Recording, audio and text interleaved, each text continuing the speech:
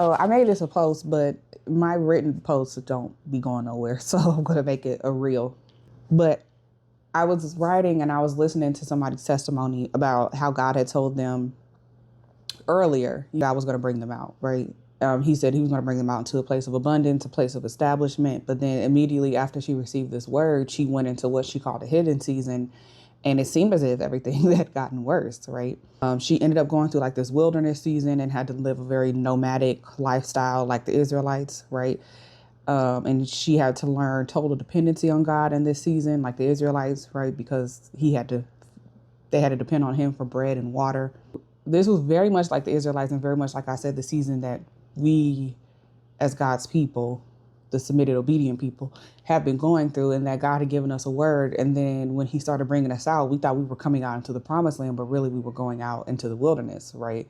Same way God gave the Israelites a word and he said he was going to bring them out, and he brought them out, but then he took them into the wilderness before he took them into Canaan.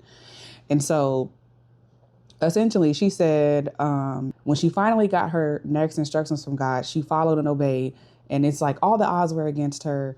This was an impossible situation, but God moved in that situation. And in an instant, God had fulfilled his promise, right? And this is recent for her. And as I was driving and listening, I just really felt deep in my spirit, man. I'm like, man, I really believe that God is about to do this thing, like to fulfill the promise that he had given his people before he brought us into the wilderness, right? I really feel like he's moving on the fulfillment of his promises, and we're about to walk into like a miraculous suddenly. And so I parked, and then my son was like, look, a rainbow.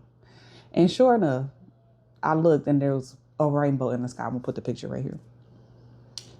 So Genesis chapter 9, God said, this is a token, a visible symbol, a memorial of the solemn covenant which I am making between me and you and every living creature that is with you for all future generations. He says, I set my rainbow in the clouds, and it shall be a sign of a covenant between me and the earth.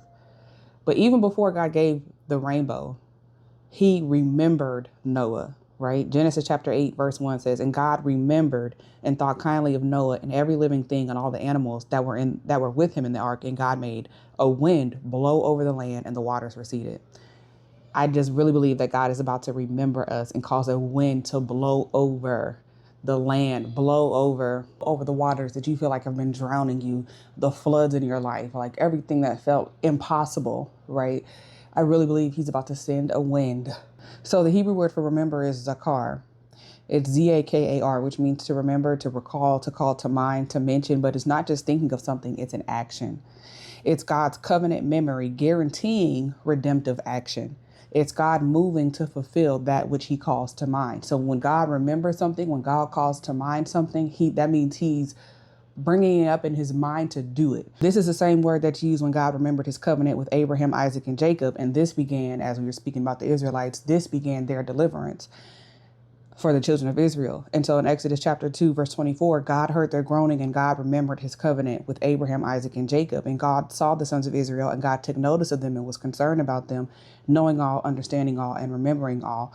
So this is when they were hard pressed, and the Egyptians had increased their labor, and the conditions had gotten even worse for them.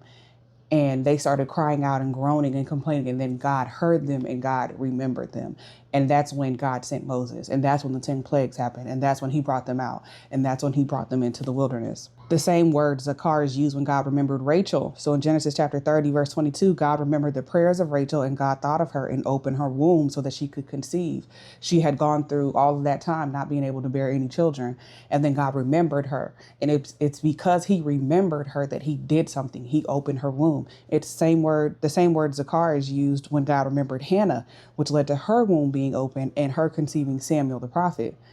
1 Samuel chapter 1, verse 19, the family got up early the next morning, worshiped before the Lord, and returned to their home in Ramah. Elkanah knew Hannah, his wife, and the Lord remembered her prayer. So all of this to say that God is remembering you, and he's moving upon the thing which he had promised. God is calling it to mind so that he can act on it.